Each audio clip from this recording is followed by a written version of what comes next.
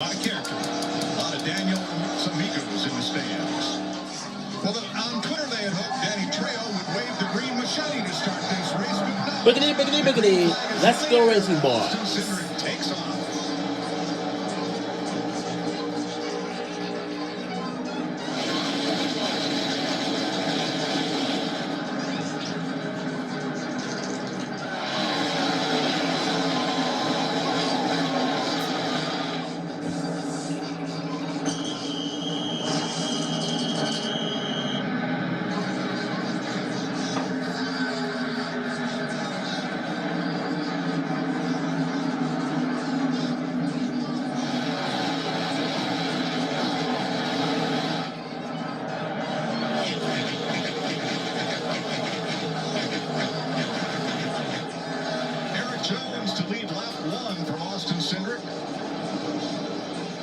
Denny Hamlin.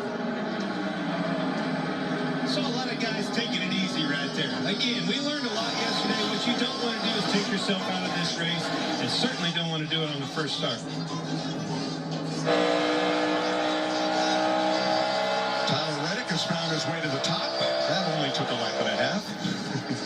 He likes running to the top, but man, does he do a good job at it. I always really enjoyed watching him, especially in the Xfinity car at Homestead. He would run that thing inches off the wall. Would never make that mistake and hit it, so we'll see if he can do it all day today. You just said it, Xfinity. The last time these guys were on the racetrack, short practices, not a lot of rubber down on the racetrack.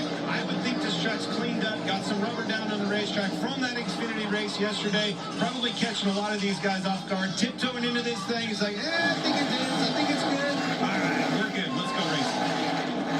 Yeah, the other thing for the rest of the pack, you know, all the race cars are out there. Most everybody ran basically single car runs yesterday. I mean, they ran all at the same time, but there was really no traffic. So you know that the air is much more turbulent today, and it's going to be much more challenging.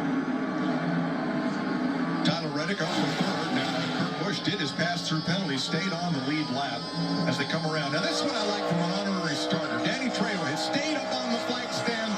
That is the best seat in the house right there as they run nearly 180 miles an hour. Tell you what, we just saw everybody that had trouble yesterday, for the most part, down in 3 and 4, was right down and using that apron. You saw that 9-car shoot down, went for it again. Bold move past the Kyle Busch. I think it takes me back to the opportunity these guys had. You knew they were going to make some adjustments with their cars so they can handle that. He hit that bump that they were all having trouble with. No problem today. Smooth sailing. Yeah, there's a couple of advantages with that apron. There's more grip because there hasn't been many race cars on it, and there's nobody in front of you typically. So you get a little bit of clean air. You get down there, it's obviously flat. It's off camber from banking, and I think they're probably just a little bit more careful. They get a little farther around the corner, and the pace is going to be a little slower while the race cars get in there. Don't forget, it's just a shorter way around. Exactly. Kyle Busch back to 9th. Ricky Stenhouse moving up to 10th. Eric Jones, first time he has led at California, and this is the first time the 43 has led here since Bobby Labonte in 2007.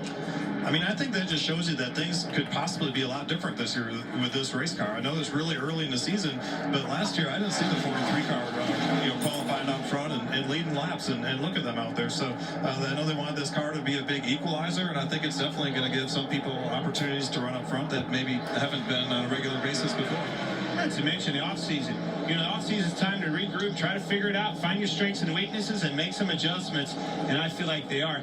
Speaking of adjustments, these guys are making adjustments. They're migrating to the outside of this racetrack. A line that they've kind of grown to be the norm as in the last few years that we've raced here. Something we saw a lot of in the Xfinity Series yesterday, and they're already jockeying for position for that outside line.